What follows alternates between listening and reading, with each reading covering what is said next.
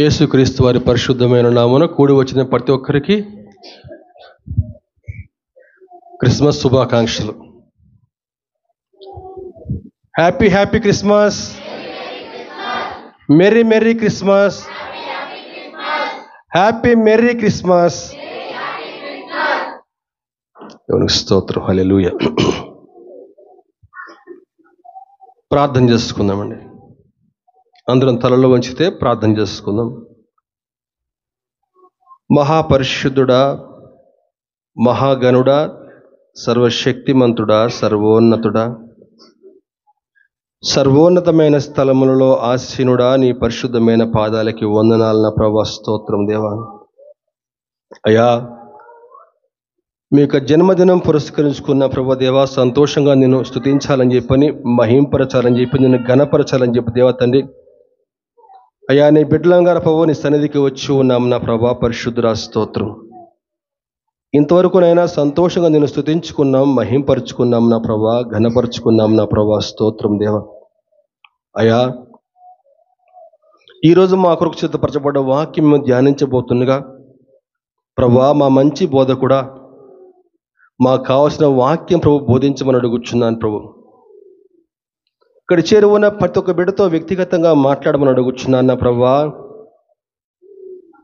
ప్రభా, నీ యొక్క వాక్యం నేను చెప్తుండగా దేవా, ఎన్నిక లేని వాడిని, అయోగ్యుని దేవా, నీ యొక్క సిలువ చాటును మరుగుపరిచితండి. మీరే స్తుతి ఘనత మహిమ పొందురని మా ప్రభువును మా రక్షకుడిని ప్రియకుమారుడు యేసుక్రీస్తు వారి అతి శ్రేష్టమైన నామమున అడిగి వేడుకొనుచున్నాము తండ్రి, ఆమేన్.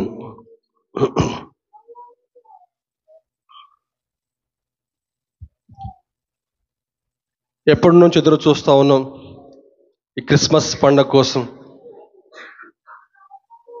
మన క్రైస్తవ కుటుంబాల్లో దాదాపుగా నవంబర్ నుంచి ఆడవాడు మొదలవుతుంది. అడ్వాన్స్ క్రిస్మస్, మళ్ళీ కుదరలు పోతే హ్యాపీ క్రిస్మస్, మెర్రీ క్రిస్మస్. ఇల్లంతా కూడా చక్కగా అలంకరించి పైన స్టారు, ఏమండి, రంగురంగుల బట్టలు, పిండి వంటలు, ఒకటేమిటి అంత హడావుడే. అయితే దేవుని వాక్యం సెలవిస్తూ ఉంది. ఆమోసు గ్రంథము 5వ అధ్యాయము 21వ వచనం 22. 5వ అధ్యాయము 21-22. మీ పండుగ దినములను నేను అసహించుకొనుచున్నాను, వాటిని నీచముగా ఎంచుచున్నాను. మీ వ్రత దినములలో కలుగు వాసనను నేను ఆఘ్రాణింపనులను, నాకు దహన బలులను నైవేద్యములను మీరు అర్పించును, నేను వాటిని అంగీకరింపను. సమాధాన బలులుగా మీరు అర్పించు క్రొవ్విన పశువులను నేను చూడను అంటున్నాడండి. వాక్యం అర్థమైందండి అందరికీ? ప్రభు ఏమంటున్నాడండి? మీ పండుగ దినములు నేను అసహించుకుంటున్నాను. మనమేమో happy Christmas, merry Christmas, merry merry happy happy అని చెప్పి చెప్పుకుంటున్నాం మనం. కానీ ప్రభు చెప్తున్నాడు, మీ పండుగ దినములు నేను అసహించుకుంటున్నాను అంటున్నాడండి. అంటే ప్రభువుకి కావాల్సిన మన సంతోషం కాదా? అంటే మనం సంతోషంగా ఉంటే ప్రభువుకి ఇష్టం లేదా? జాగ్రత్తగా అర్థం చేసుకుందామండి. ఈరోజు ప్రభు మన నుంచి ఏం ఆశిస్తూ ఉన్నాడు, మనం ఏ విధంగా జీవిస్తే ఆయన సంతోషపడతాడు, ఈరోజు తెలుసుకునే ప్రయత్నం చేద్దామండి. ఈరోజు ప్రభువు మన నుంచి ఏం ఆశిస్తూ ఉన్నాడు, ఏ విధంగా ఉంటే ఆయన సంతోషపడతాడు. జాగ్రత్తగా గమనించండి. మన కడుపున పుట్టిన బిడ్డలు పెరిగి పెద్దవారు అవుతూ ఉంటే చక్కగా వారు శారీరకంగా మానసికంగా వృద్ధి పొందుతూ ఉంటే మనం చూసి సంతోషపడతాం, ఆనందిస్తాం, 10 మందికి చెప్పుకుంటాం. మా కొడుకే, మా అమ్మాయి చూసేటట్టు పడబడుతుందో అని చెప్పని వాళ్ళు చక్కగా పాటలు పాడితే, డ్యాన్స్ వేస్తే, చక్కగా చూసి వాళ్ళకి చెప్పుకొని వీడియోలు తీసుకుని అందరికీ షేర్ చేసుకుంటూ సంతోషపడతాం కదా. అలాగే మన పరమ తండ్రి కూడా తన బిడ్డలమైన మనము ఆధ్యాత్మికంగా ఎదగాలని చెప్పని, ఆ విధంగా ఎదిగితే ఆయన సంతోషపడతాడు. మనం చక్కగా ఆత్మీయంగా ఎదుగుతూ ఉంటే ఆయన చూసి సంతోషపడతా ఉంటాడు, అందరికీ చెప్పుకుంటాడు కూడా. మనకి ఉదాహరణ చూస్తే యోబు గ్రంథంలో ఒకసారి సాతానుగాడు దేవుని వద్దకు వెళ్ళినప్పుడు ఆ ప్రభువు ఏం మాట్లాడుతున్నాడో చూద్దాం ఒక్కసారి. యోబు గ్రంథం 1వ అధ్యాయము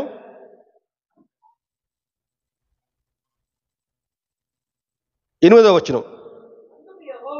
అందుకు యెహోవా, నీవు నా సేవకుడివైన యోబు సంగతి ఆలోచించితివా? అతడు యథార్థవర్తుడును న్యాయవంతుడునై దేవుని యందు భయభక్తులు కలిగి చెడుతనమును విసర్జించిన వాడు భూమి మీద అతని వంటి వాడెవడు లేడు అని అడగచాలండి. సాతానుగాడిని దేవుడు అడుగుతున్నాడు, ఏం సాతానా, ఎక్కడి నుంచి వస్తున్నావు? నేను భూమి మీద అటు ఇటు సంచారం చేస్తా వస్తా ఉన్నాను. అయితే భూమి మీద నా భక్తుడు యోబు ఉన్నాడు, చూసావా?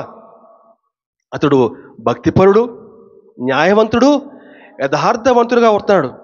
గమనించావా నా భక్తుడిని అని చెప్పని ప్రభువు సంతోషంగా చెప్పుకుంటా ఉన్నాడు. తన బిడ్డలు ఆ విధంగా ఆధ్యాత్మికంగా అభివృద్ధి పొందితే దేవుడు చూసి సంతోషపడతాడండి. మరి ఈరోజు నువ్వు ఏళ్ల తరబడి మందిరానికి వస్తూ ఉన్నావు, అనేక రోజులుగా మందిరానికి వస్తూ ఉన్నావు. నీకు ఆధ్యాత్మిక జీవితంలో ఏమన్నా మార్పు వచ్చిందా? రోజు రోజుకి నీ వయసు పెరుగుతూ ఉంది. నీకు ఆత్మీయతలో ఏదన్నా మార్పు గమనించావా? ఒక్కసారి వ్యక్తిగతంగా ప్రశ్నించుకో. 10 ఏళ్ల క్రితం క్రిస్మస్ పండుగ చేసుకోలేదా? చేసుకున్నావు. పోయినేడు వాక్యం విన్నావు, క్రిస్మస్ వాక్యము. అంతకుముందు ఏడు క్రిస్మస్ వాక్యం విన్నావు. ఇప్పుడు కూడా వింటనే ఉన్నావు క్రిస్మస్ వాక్యం. కానీ నీ జీవితంలో ఏదన్నా మార్పు వచ్చిందా? రోజులు గడుస్తూ ఉన్నాయి, వయసు పెరుగుతూ ఉంది, కానీ నీకు ఆత్మీయ జీవితంలో కించిత్ కూడా మార్పు లేదు. అందుకే ప్రభు చెప్తున్నాడు, మీ పండగ దినములు నేను అసహించుకొనుచున్నాను. నువ్వు క్రిస్మస్ యొక్క పరమార్థం తెలుసుకోకుండా రంగురంగుల బట్టలు వేసుకుంటే, ఇల్లు డెకరేట్ చేసుకుంటే అదే క్రిస్మస్ అనుకుంటే అర్థమే లేదు.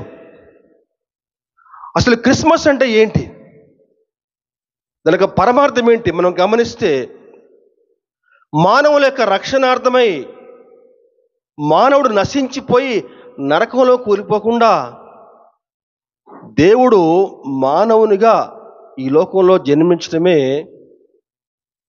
క్రిస్మస్ అండి. అయితే ఈ ప్రశ్న వేసినప్పుడు, ఈ విధంగా చెప్పినప్పుడు కొంతమంది చెప్తారు, ఆయన ఎక్కడండి, ఆయన 2000 ఏళ్ల క్రితమేగా జన్మించింది, మొన్నేగా జన్మించింది, 2000 ఏళ్ళు అవుతుందంతే యేసు ప్రభు జన్మించి. అంతకు ముందే మాకు కొన్ని వేల ఏళ్ల క్రితమే మాకు అనేక మంది దేవుళ్ళు ఉన్నారు, అనేక అవతారాలు మాకున్నాయి. ఏనేంది నిన్న మొన్న జన్మించిన వాడు చెప్తారు. జాగ్రత్తగా విందామండి. నిర్గమకాండములో ప్రభు మోషేతోటి ఐగుప్తుకి వెళ్ళి అక్కడి నుంచి నువ్వు ఇశ్రాయేలీయుల్ని విడిపించి తీసుకురమ్మని చెప్పి అన్నాడు. అప్పుడు మోషే అంటాడు, అయ్యా నేను అక్కడికి వెళ్ళి నేను ఏం చెప్పాలి, ఎవరు పంపించారని చెప్పాలి, నేను ఎవరు పంపిస్తే నేను వచ్చానని చెప్పాలి అని చెప్పంటే ప్రభు అంటాడు, ఉన్నవాడను నేను, ఉన్నవాడు నన్ను వాడను, నేను పంపించానని చెప్పి అంటాడు. ఎవరికి స్తోత్రం, హల్లెలూయా. ఆయన ఉన్నవాడు, నిన్న ఉన్నవాడు, మొన్న ఉన్నవాడు, కొన్ని వేల ఏళ్ల క్రితం ఉన్నవాడు, నిరంతరము ఉన్నవాడు, ఆయన ఆదియు అంతమే ఉన్నవాడు, ఆయన అల్ఫా ఒమేగా ఉన్నవాడు అండి. దేవునికి స్తోత్రం, హల్లెలూయా. ఆయన ఈ లోకంలో జన్మించక ముందు ఆత్మరూపిగా ఉన్నాడు. ఇదిగో ఈనాడు ఆయన శరీరధారిగా రక్త మాంసమును ధరించి నీకోసం నా కోసం ఈ లోకంలో జన్మించాడు. దేవునికి స్తోత్రం, హల్లెలూయా.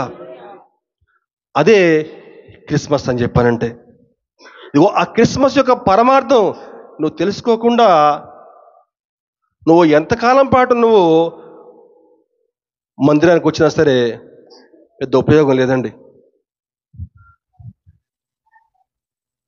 ఆ రుచి నువ్వు తెలుసుకోకపోతే నువ్వు మందిరానికి వచ్చి నిద్రపోతావు, దిక్కులు చూస్తూ ఉంటావు, సెల్ ఫోన్లో గేమ్స్ ఆడతావు.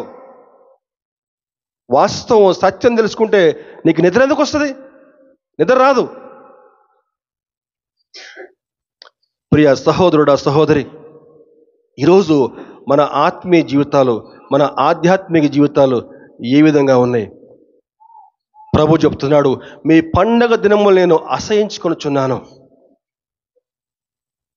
ఈరోజు ప్రభు మన నుంచి ఏం ఆశిస్తూ ఉన్నాడు?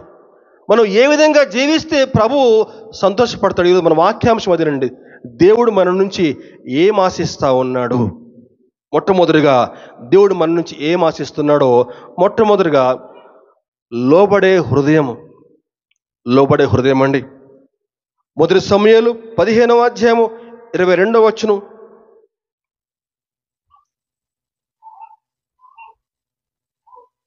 మొదటి సమూయేలు 15:22. అందుకు సమూయేలు తాను సెలవిచ్చిన ఆజ్ఞను ఒకడు గైకొనుట వలన యెహోవా సంతోషించినట్లు ఒకడు దహన బలులను అర్పించడం వలన ఆయన సంతోషించిన. ఆలోచించము, బలులు అర్పించుట కంటే ఆజ్ఞను గైకొనుటయు, పొట్టేళ్ల కొవ్వు అర్పించుట కంటే మాట వినుటయు శ్రేష్టము. మాట వినాలండి. దేవుడు కావాల్సింది నీ కానుకలు కాదు. జాగ్రత్తగా విందామండి. మాట వినాలి, మాట వినాలి. మరల చెప్తున్నా, మాట వినాలండి. దేవుని యొక్క మాట వినాలి, దేవునికి లోబడాలి.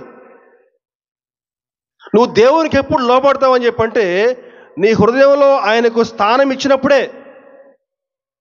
నీ హృదయంలో ఆయనకి స్థానం లేకపోతే నువ్వు దేవుని మాటకు లోబడవు. అవునా కదా?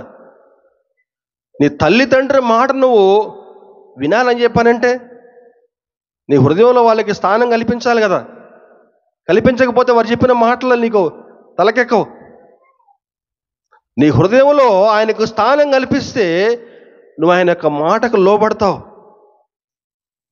బలులు అర్పించుట కంటే మాట వినుట శ్రేష్టము.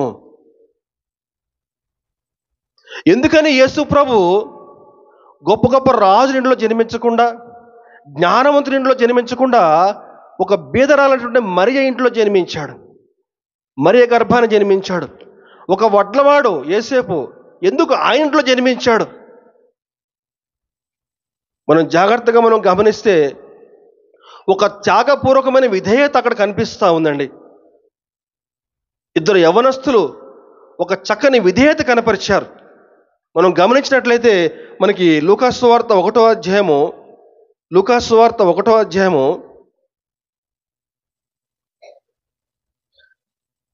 30వ వచనం చూద్దామండి.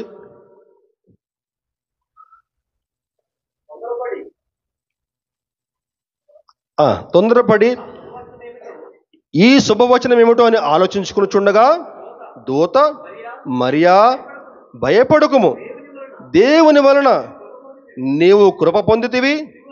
ఇదిగో నీవు గర్భము ధరించి కుమారుని కని ఆయనకు యేసు అని పేరు పెట్టుదువు. అందుకు మరియా 34వ వచనం అండి. అందుకు మరియా, నేను పురుషుని ఎరగని దాననే ఇది ఎలాగూ జరుగునని దూతతో అనగా, దూత, పరిశుద్ధాత్మ నీ మీదకి వచ్చును, సర్వోన్నతుని శక్తి నిన్ను కమ్ముకును గనుక పుట్టబో శిశువు పరిశుద్ధుడై దేవుని కుమారుడు అనబడును. 37వ వచనం. దేవుడు చెప్పిన ఏ మాట అయినను నిరర్థకము కానేరదని ఆమెతో చెప్పెను. అందుకు మరియా, ఇదిగో ప్రభువు దాసురాలను, నీ మాట చొప్పున నాకు జరుగునుగాక అనండి. జాగ్రత్తగా మనం చదువుకున్న మాటలు మనం పరిశీలిస్తే దూత ఏమంటుందండి? నువ్వు గర్భము ధరించి కుమారుని కని ఆయనకు యేసు అను పేరు పెట్టుదువు అని చెప్పి ఉంటుంది. మరి ఏమంటుంది చెప్పంటే, నేను పురుషుని ఎరగని దానినే, ఇది నాకు ఎలాగూ జరుగును. అప్పుడు దూత ఏమంటుంది చెప్పారంటే, పరిశుద్ధాత్మ నీ మీదకి వచ్చును, సర్వోన్నతుని శక్తి నిన్ను కమ్ముకును గనుక పుట్టబో శిశువు పరిశుద్ధాత్ముడై దేవుని కుమారుడనబడును అని చెప్పగానే మరి ఏమంటని చెప్పారంటే, నీ మాట చొప్పున నాకు జరుగునుగాక. నాకు వివాహం జరగలేదే, వివాహం కాకుండా నేను గర్భవతిని అయితే లోకం నన్ను ఏమనుకుంటుందో అని చెప్పి ఆమె ఆలోచించలేదండి. దేవుని యొక్క మాటకు లోబడిందండి. మనం జాగ్రత్తగా పరిశీలన చేస్తే ఆనాటి కాలంలో పాలస్తీనా దేశంలో 14 ఏళ్లకే ఆడపిల్లలకి ప్రదానం జరిపిస్తారు. 14 ఏళ్ళకి అన్నమాట. నిర్ణయించబడినటువంటి వ్యక్తితోటి ప్రదానం జరిపిస్తారు. ఆ విధంగా ప్రదానం జరిపించిన తర్వాత 1 సంవత్సరం పాటు పరీక్షా కాలం ఉంటుంది అనమాట, టెస్టింగ్ పీరియడ్ ఉంటుంది అనమాట. ఆ పరీక్షా కాలంలో ఆడపిల్ల కానీ మగవాడు కానీ, పెండ్లి కుమార్తె కానీ పెండ్లి కుమారుడు కానీ, ఇరువురు కూడా జాగ్రత్తగా నమ్మకంగా జీవించాలి. ఈ సంవత్సర కాలంలో ఇద్దరిలో ఎవరు పొరపాటు చేసినా సరే వాళ్ళని తీసుకెళ్ళి రాళ్లతో కొట్టి చంపాలన్నమాట. ఇది ఆనాటి సాంప్రదాయం. మరియకు యేసేపుతో ప్రదానం మాత్రమే అయింది, వివాహం కాలేదు ఇంకా. అదిగో ఆ యొక్క టెస్టింగ్ పీరియడ్లో, ఆ యొక్క పరీక్షా కాలంలో దూత వచ్చి ఆమెతో మాట్లాడుతున్న మాటలివి. అందుకేమంటుంది ఆమె, నేను పురుషుని ఎరగిన దానినే, ఇది నాకు ఎలాగో జరుగును అని చెప్పిన మాట మనం గమనించాలి.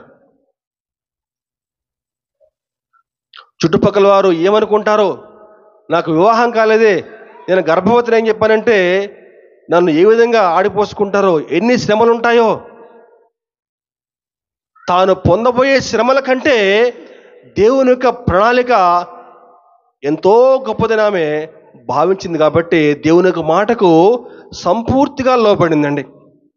ఒక త్యాగపూర్వకమైనటువంటి విధేయత అక్కడ మనకు కనిపిస్తూ ఉంది. మరియ భర్త యేసేపు విషయానికి వస్తే మత్తయి సువార్త 1వ అధ్యాయము 20-21.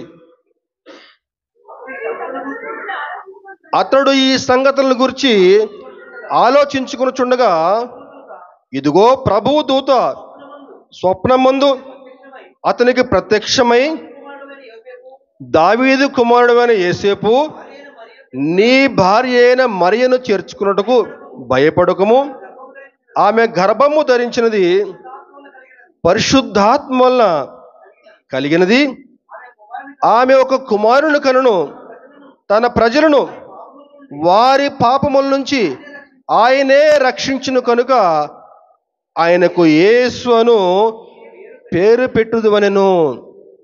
ఏ సంగతుల గురించి ఆలోచించుకొనుచుండగా, ఏ సంగతులండి చెప్పాలి? చక్కగా వాక్యం ఏంటో ఉన్నారు కదా. ఏ సంగతుల గురించి ఆలోచించుకొనుచుండగా, అమ్మా అంతేనా? సంతోషం. ఈ సంగతులను గురించి ఆలోచించుకొనుచుండగా, ఏ సంగతులండి? మరియా గర్భవతి అయింది. వివాహం కాలేదు కదా, ఆమె గర్భవతి అయింది. గమనించండి, ఇంకా వివాహం కాలేదు, ప్రధానం మాత్రమే అయింది. ఇప్పుడు ఆమె గర్భవతి అని చెప్పారంటే, పెళ్లి కాకుండా మనం చేసుకోబోయేటువంటి ఆడమనిషి గర్భవతి అని చెప్పారంటే ఎవడన్నా చేర్చుకుంటారా? ఎవడన్నా పెళ్లి చేసుకుంటారా? ఎవ్వరు చేసుకోరు. యేసేపు యొక్క మానసిక పరిస్థితి ఎలా ఉంటుందో ఒకసారి మనం ఆనాటి కాలంలోకి పోయి మనం ఆలోచించుకోవాలి. యేసేపు తెలిసింది మరియా గర్భవతి అయిందని చెప్పని ఆలోచించుకుంటా ఉన్నాడు. వివాహం కాలేదు కదా, ఎట్లా గర్భవతి అయింది? పంచాయతీ పెట్టించలేదు, గొడవ పెట్టలేదు. ఇప్పుడు చెప్పే కదా, తప్పు చేస్తే బయటికి వెళ్ళి రాళ్లతో కూడా చంపాలి.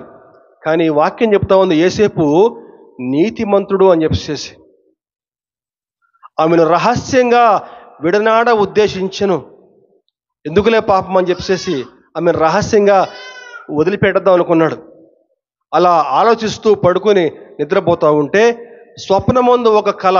ఏంటయ్యా కళ అని చెప్పారంటే, యేసేపు నీ భార్య అయిన మరియను చేర్చుకున్నట్టుకు భయపడకము, ఆమె గర్భము ధరించినది పరిశుద్ధాత్మ వల్ల కలిగినది, ఆమె ఒక కుమారుని కనును, తన ప్రజలను వారి పాపముల నుంచి ఆయనే రక్షించును కనుక ఆయనకు యేసు అని చెప్పి. భయపడకు యేసేపు, నీ భార్య అయిన మరియ పరిశుద్ధాత్మ వలన గర్భం ధరించింది, ఆమెను చేర్చుకో పర్వాలేదని చెప్పని దూత చెప్పిందండి. ఆ తర్వాత మాట మనం చూస్తే ఎంత చక్కని మాట అని చెప్పారంటే 24వ వచనము, యేసేపు నిద్ర మేలుకుని ప్రభు దూత తనకు ఆజ్ఞాపించిన ప్రకారము చేసి తన భార్యను చేర్చుకుని ఆమె కుమారుని కనువరకు ఆమెను ఎరగకుండెను, యేసు అని పేరు పెట్టెను.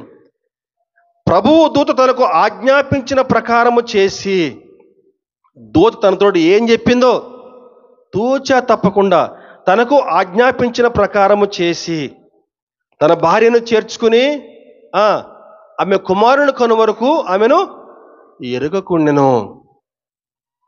అటు మరియా అలాగే యేసేపు కూడా, ఇద్దరు కూడా దేవుని యొక్క మాటకు సంపూర్ణంగా లోపడ్డారండి. అదిగో అందుకే ప్రభు వారింట్లో జన్మించాడు.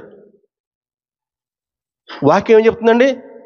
బలులు అర్పించదు కంటే దేవుని యొక్క మాట వినాలి, దేవునికి లోబడాలి. ఆ లోబడే తత్వము ఈరోజు మనలో ఉందా? ఆ లోబడే తత్వం నీలో ఉంటే నువ్వు మందిరం ఎన్నటికీ మానేవు.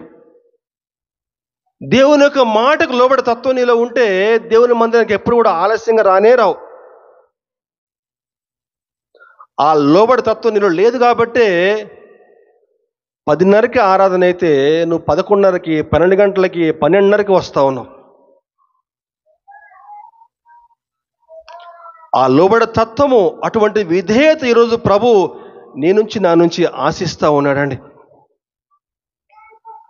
ఈ మాట ఏ సందర్భంలో చెప్పబడిందండి?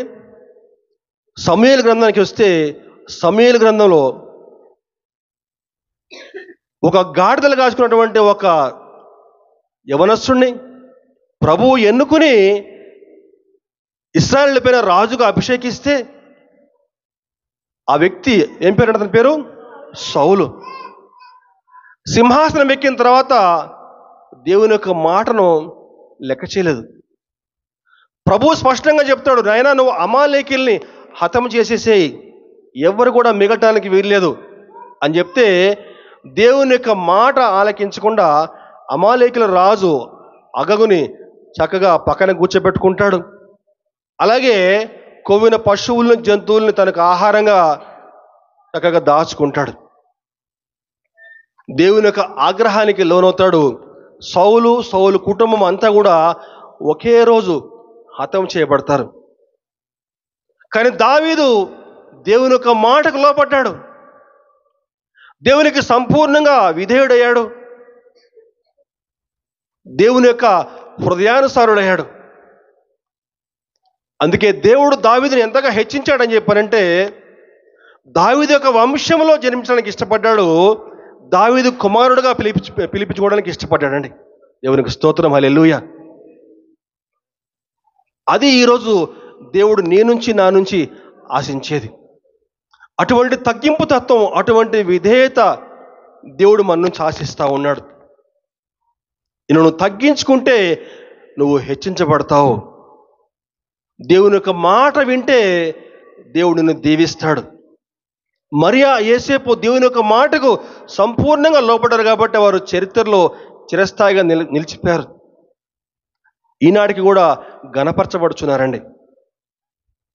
దేవుడు మన నుంచి ఏం ఆశిస్తూ ఉన్నాడండి? మొట్టమొదటిగా లోబడే తత్వము, తగ్గింపు తత్వము, విధేయత మన నుంచి ఆశిస్తూ ఉన్నాడు. రెండవదిగా చూసుకుంటే, ఇంకా ఏంటని చెప్పారంటే, దేవుడు మన నుంచి స్తుతి ఆశిస్తూ ఉన్నాడండి. స్తుతి ఆరాధన దేవుడు మన నుంచి ఆశిస్తూ ఉన్నాడు. లూకాసు వార్త 2వ అధ్యాయము 20 వచనం చూస్తే, లూకాసు వార్త 2:20 వచనం. అంతటా ఆ గొర్రెల కాపర్లు తమతో చెప్పబడినట్లుగా తాము విన్న వాటిని, కన్న వాటిని గూర్చి దేవుని మహిమపరచుచు స్తోత్రము చేయుచు తిరిగి వెళ్ళిరి.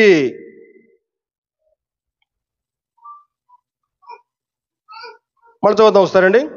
అంతటా గొర్రెల కాపరులు తమతో చెప్పబడినట్లుగా తాము విన్న వాటిని, కన్న వాటన్నిటిని గురించి దేవుని మహిమపరచుచు స్తోత్రము చేయుచు తిరిగి వెళ్ళిరి.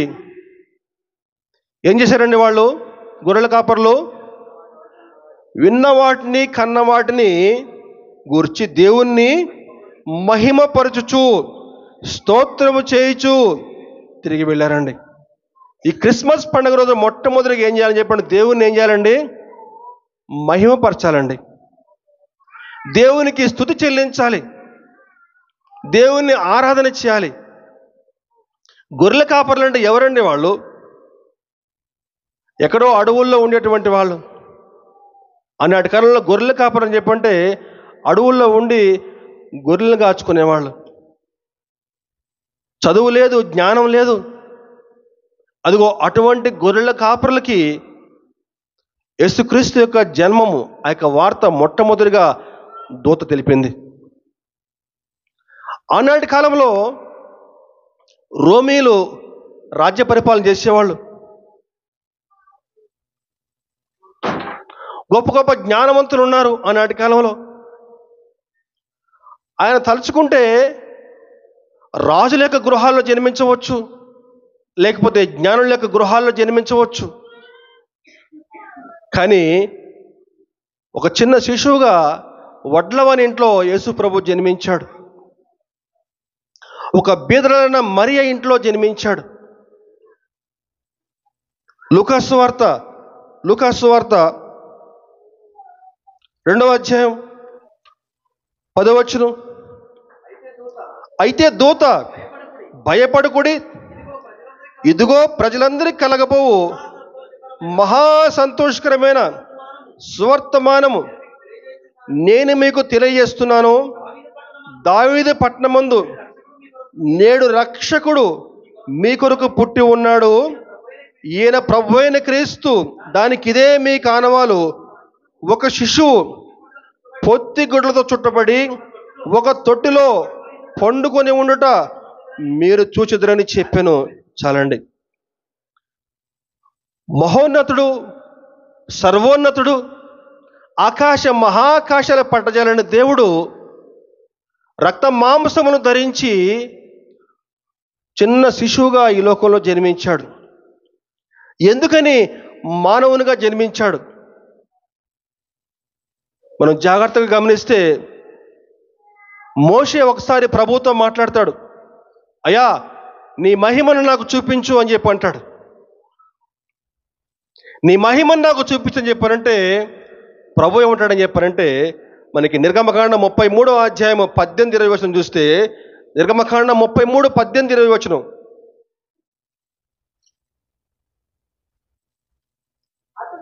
అతడు దయచేసి నీ మహిమను నాకు చూపమనగా మరియు ఆయన ఆ కనపరిచెదను, ఆ ప్రకటించెదను. 20 వచనమమ్మా.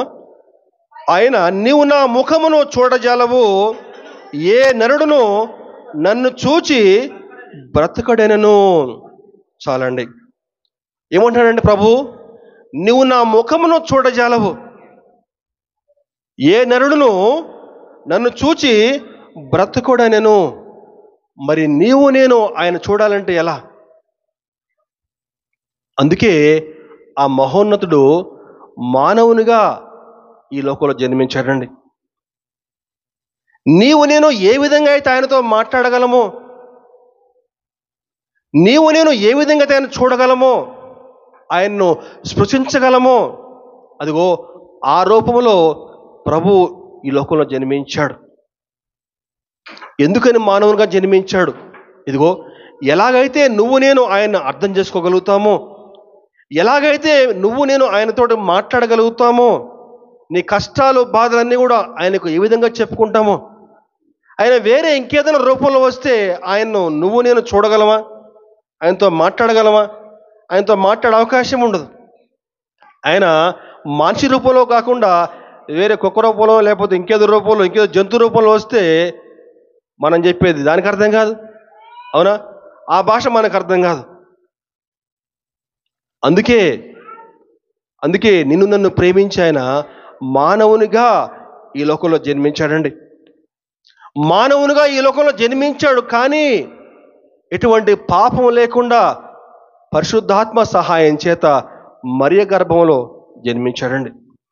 పరిశుద్ధునిగా జన్మించాడు, పరిశుద్ధునిగా జీవించాడు, పరిశుద్ధునిగా మరణించాడు. ఎటువంటి పాపం లేకుండా ఈ లోకంలో జీవించాడు. నాలో పాపం ఉన్నదని మీలో ఎవడైనా నిరూపించగలడా అని చెప్పి నీ లోకానికి సవాల్ విసిరి పరిశుద్ధంగా జీవించినటువంటి వ్యక్తి యేసుక్రీస్తు ప్రభు. హల్లెలూయా, దేవునికి స్తోత్రం. పరిశుద్ధుడు, పాపరహితుడు, చరిత్ర పురుషుడు, ప్రేమామయుడు, క్షమాగుణం కలిగిన వాడు, పరలోకానికి మార్గం చూపేటువంటి వాడండి. దేవునికి స్తోత్రం. హల్లెలూయా. ఆ రోజు గొర్రెల కాపరులు తాము విన్న వాటిని, కన్న వాటిని అందరికీ కూడా చెప్పుకుంటూ దేవుని నామాన్ని మహింపరచు, దేవుని స్తోత్రం చేస్తూ తిరిగి వెళ్ళిపోయారు. ఈరోజు నువ్వు ఆ విధంగా దేవుని యొక్క నామాన్ని మహింపరుస్తా ఉన్నావా? క్రైస్తవుడుగా చెప్పుకుంటున్నావు, అనేక రోజుల నుంచి మందిరానికి వస్తూ ఉన్నావు, ప్రార్థన చేయమంటే ప్రార్థన రాదంటావు, పాటలు పాడమంటే పాటలు రావంటావు. నువ్వు ఏ విధంగా దేవుని నామాన్ని మహింపరుస్తున్నావు? నువ్వు దేవుని నామాన్ని ఏ విధంగా నువ్వు స్తుతించగలుగుతున్నావు? గొర్రెల కాపర్లు ఆ రోజు చదువురాని అజ్ఞానులు వాళ్ళు దేవుని గురించి చెప్తా ఉంటే, దేవుని స్తుతిస్తూ ఉంటే, దేవుని మహింపరుస్తూ ఉంటే అందరూ కూడా ఆశ్చర్యపోయారట. అరే, వీరికి ఇక్కడ ఇంత జ్ఞానం ఎక్కడిదే అని చెప్పేసి. మందిరానికి వస్తూ ఉన్నావు, నీకు ఆధ్యాత్మిక జీవితంలో ఏదన్నా మార్పు ఏమన్నా గమనించగలుగుతున్నావా? రోజు రోజుకి దేవుడు ఇదిగో అటువంటి జీవితం నీ నుంచి నా నుంచి ఆశిస్తూ ఉన్నాడండి. దేవునికి స్తోత్రం. హల్లెలూయా. ఇంకా దేవుణ్ణి ఏ విధంగా మహింపరచగలం? మొట్టమొదటిగా దేవుని యొక్క మాటకు లోబడాలి. దేవుని యొక్క మాటకు విధేయత చూపించి ఆయన్ను మహింపరచవచ్చు. అదేవిధంగా దేవునికి స్తుతులు స్తోత్రం చెల్లించి దేవుని నామాన్ని మహింపరచవచ్చు. ఇంకా ఏ విధంగా దేవుని యొక్క నామాన్ని మహింపరచవచ్చు, దేవునికి ఇష్టలుగా జీవించవచ్చు అని చెప్పారంటే, విశ్వాసము కలిగి ఉండటం ద్వారా, నీకు విశ్వాసాన్ని ఇతరులకు కనపరచడం ద్వారా నువ్వు దేవుణ్ణి మహింపరచవచ్చు. మనకందరికీ బాగా తెలిసిన వ్యక్తి అబ్రహాం గారు. అబ్రహాం గారికి 100 ఏళ్ల వరకు పిల్లలు కలగలేదు. అయినా సరే అబ్రహాము దేవుని యొక్క మాట నమ్మాడు, దేవుని పట్ల విశ్వాసం కనపరిచాడు. ఎక్కడ కూడా అవిధేయత కనపరచలేదు.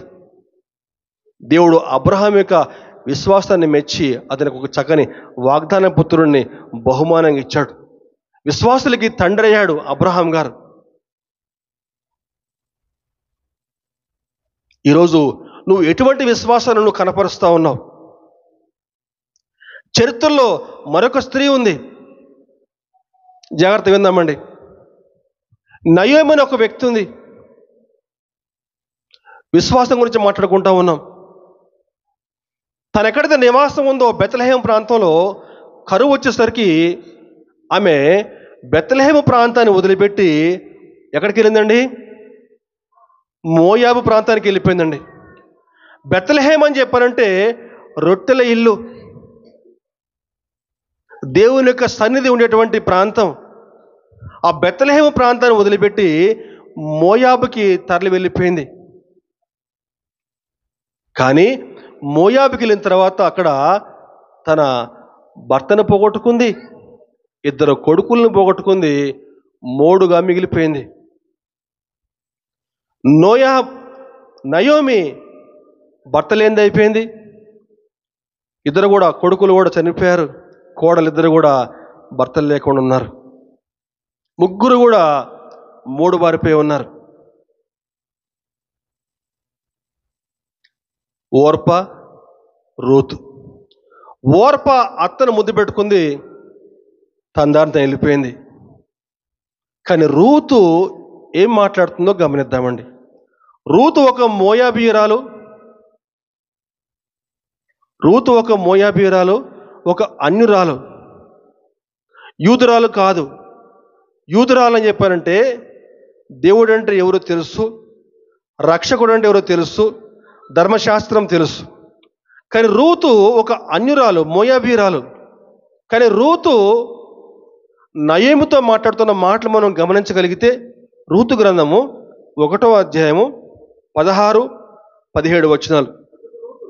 అందుకు రూతు, నా వెంబడి రావద్దనియు నన్ను విడిచిపెట్టుమనియు నన్ను బ్రతిమాలు కొనవద్దు, నీవు వెళ్ళు చోటుకే నేను వచ్చేదను, నీవు నివసించు చోటునే నేను నివసించేదను, నీ జనమే నా జనము, నీ దేవుడే నా దేవుడు, నీవు మృతి పొందు చోటును నేను మృతి పొందేదను, అక్కడనే పాతి పెట్టబడెదను, మరణము తప్ప మరి ఏదైనను నిన్ను నన్ను ప్రత్యేకించినట్లా యెహోవా నాకు ఎంత కీడైనా చేయునుగాక అనెను. దేవునికి స్తోత్రం, హల్లెలూయా. ఎంత విశ్వాసం అండి! ఇటువంటి విశ్వాసం ఈనాడు మనం కనపరచగలుగుతున్నామా? ఒక మోయాబీయురాలు, ఒక అన్యురాలు ఏమంటుందండి? నీ దేవుడే నా దేవుడు, నీ జనమే నా జనం అంటా ఉందండి. అదే మోయాబీయురాలు ఓర్ప అతను ముద్దు పెట్టుకుని వెళ్ళిపోయింది. కానీ రూతు మాత్రము గొప్ప విశ్వాసం కనపరుస్తూ ఉంది. గొప్ప విశ్వాసం కనపరిచి రూతు వెంబడి తిరిగి మళ్ళా బెత్లెహేముకి వచ్చింది. నన్ను గనపరచు వారిని నేను గనపరుస్తాను అని చెప్పి వాక్యం సెలవిస్తూ ఉంది. రూతు అంతటి విశ్వాసం ద్వారా దేవుణ్ణి మహింపరిచింది. దేవుడు రూతుని మర్చిపోలేదు. రూతుకు ఒక చక్కని బహుమానం ఇచ్చాడు. బోయాజు ఒక చక్కని భర్తను బహుమానం ఇచ్చాడండి. రూతు బోయాజు యొక్క వైవాహిక జీవితానికి కానుకగా వారు ఒబేదుకు జన్మనిచ్చారు. ఒబేదు యెషయికి జన్మనిస్తే యెషయి దావీదుకు జన్మనిచ్చాడు. దావీదు కుమారుడుగా యేసు ప్రభు ఈ లోకానికి వచ్చాడు. ఎవరికి స్తోత్రం, హల్లెలూయా. విశ్వాసాన్ని కనపరిచింది, యేసుక్రీస్తు వంశావళిలో చేర్చబడింది. ఈరోజు నువ్వు ఎటువంటి విశ్వాసాన్ని కనపరుస్తున్నావు? ఈరోజు దేవుడు నీకు కూడు, గుడ్డ, ఉండటానికి ఇల్లు అన్నీ ఇచ్చినా సరే, చక్కని లగ్జరీ నీకు ఇచ్చినా సరే, నీ జీవితంలో తృప్తి లేదు. దేవుని పట్ల నీకు విశ్వాసం కనపరచలేకపోతున్నావు. అసంతృప్తి. పక్కింటోని చూస్తావు, వాడు అట్లా బట్టలు వేసుకున్నాడు, ఈమె ఎట్లా బట్టలు వేసుకుంది, నాకు ఇది లేదు, నాకు అది లేదు. నువ్వు దేవుణ్ణి ఏ విధంగా మహింపరుస్తున్నావు? కొంచెం కష్టం రాగానే, కొంచెం ఇరుకు ఇబ్బంది రాగానే మందిరానికి రావు, ప్రార్థన చేయవు. అనేక రోజుల నుంచి మందిరానికి వస్తా ఉన్నవే, అందుకే ప్రభు అంటాడండి, మీ పండగ దినాలు నేను అసహించుకుంటున్నాను అని చెప్పేసి. ఈరోజు నువ్వు ఎట్టి విశ్వాసాన్ని కనపరుస్తా ఉన్నావు. భర్తను కోల్పోయింది రూతు, కానీ నయీముతోడు అత్తతోటి వెళ్ళిపోయింది. నీ దేవుడే నా దేవుడు, నీ జనమే నా జనం. ఎంత విశ్వాసాన్ని కనపరిచిందండి. విశ్వాసంతో నువ్వు దేవుణ్ణి మహింపరిస్తే నువ్వు మృత్యు ముఖం నుంచి తప్పించబడతావు. మరణపు ముఖము నుంచి, మరణ ఛాయలోంచి నువ్వు తప్పించబడతావు. అటువంటి గొప్ప దేవుడు మన దేవుడు. యోనా గ్రంథం చూస్తే, ఒకసారి యోనా గ్రంథం చూస్తే 3వ అధ్యాయం 5వ వచనం, 3వ అధ్యాయం 5వ వచనం, నినవే పట్టణపు వారు దేవుని యందు విశ్వాసముంచి ఉపవాస దినము చాటించి గనులేమి అల్పులేమి అందరూ గోనె పట్ట కట్టుకునిరి. చాలండి. ఆ సంగతి వినపడినప్పుడు అతడును దిగి రాజవస్త్రం తీసివేసి గోనె పట్ట కట్టుకుని. చాలండి, చాలండి. ఏం చెప్పారండి? దేవుని పట్ల విశ్వాసం. ఆ పదం జాగ్రత్తగా అంటర్లైన్ చేసుకోండి. నినవే పట్టణపు వారు దేవుని యందు విశ్వాసముంచి, దేవుని యందు విశ్వాసముంచి ఉపవాస దినము చాటించి. శుక్రవారం ఉపవాసం ఉంది రండి అని చెప్పారంటే ఎంతమంది వస్తున్నారు? దేవుడు కీడు చేస్తానని చెప్పినందుకు నినవే పట్టణపు వారు అందరూ కూడా ఉపవాస దినము చాటించి, ఇంక్లూడింగ్ రాజు కూడా. పదం నాకు బాగా ఇష్టం, చదవసరం. మళ్ళా ఆ మాట రాజుకు వినపడినప్పుడు ఏంటట? సింహాసనం మీద నుంచి దిగి రాజవస్త్రములు తీసివేసి గోనె పట్ట కట్టుకుని.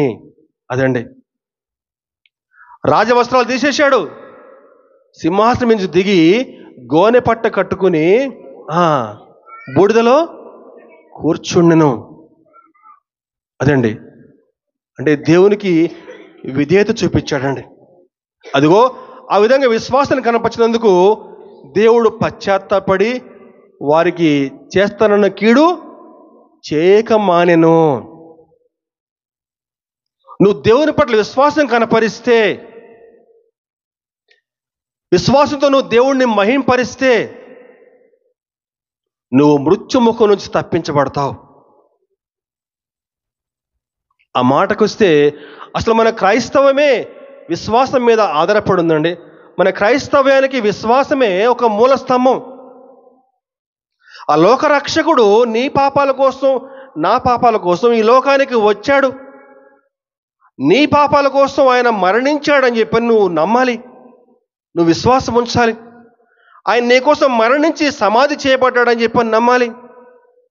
సమాధిని గెలిచి 3వ రోజు పరలోకానికి ఎక్కాడు.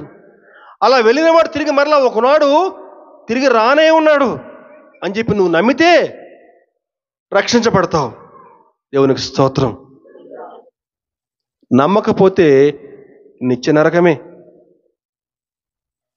ఈరోజు నువ్వు ఎటువంటి విశ్వాసాన్ని నువ్వు కనపరుస్తా ఉన్నావు?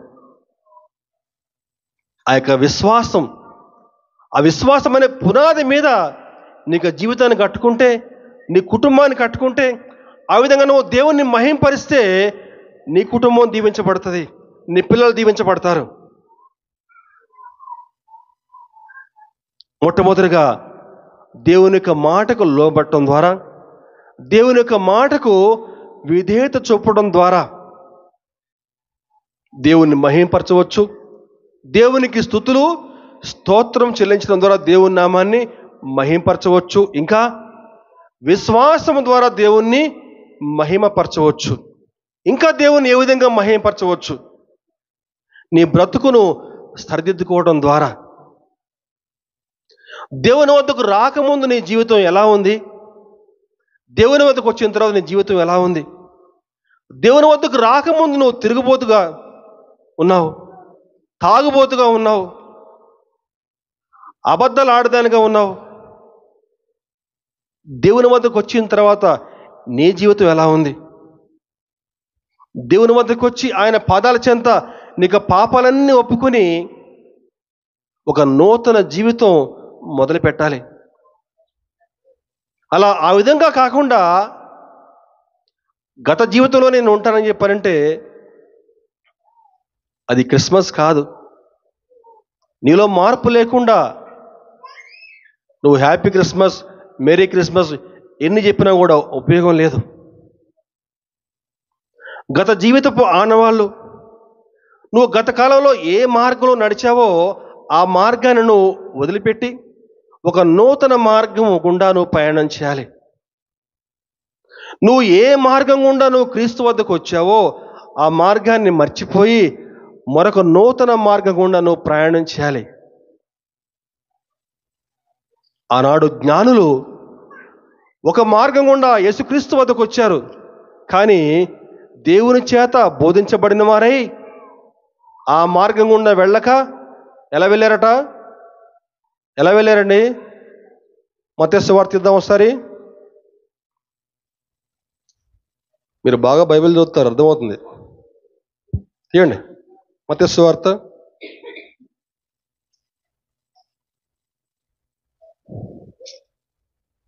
2వ అధ్యాయము 12వ వచనం. తర్వాత హేరోదు నొద్దకు వెళ్ళవద్దని స్వప్నమందు దేవుని చేత బోధించబడిన వారై వారు మరి ఒక మార్గమున తమ దేశమునకు తిరిగి వెళ్ళిరి. మరి ఒక మార్గం గుండా వెళ్ళారు, పాత మార్గం గుండా పోలేదు. ఎందుకని? అదే పాత మార్గం గుండా వెళితే వారికి కీడు. ఎవరి ద్వారా? హేరోదు ద్వారా వారికి కీడు, ఆపద సంభవిస్తుంది. అలాగే నువ్వు ఏ మార్గం గుండా నువ్వు క్రీస్తు వద్దకు వచ్చావో తిరిగి మళ్ళా అదే మార్గాల గుండా ప్రయాణం చేస్తే నీకు కూడా భయంకరమైన కీడు, నష్టాలు సంభవిస్తాయి. గత కాలం నీ జీవితం ఏ విధంగా ఉంది? తాగుబోతువాడిగా ఉన్నావా? పాపిష్టి క్రియల్లో పాలు పంపులు చేసుకునేవాడిగా ఉన్నావా? మంత్రాలు వేసేవాడివా?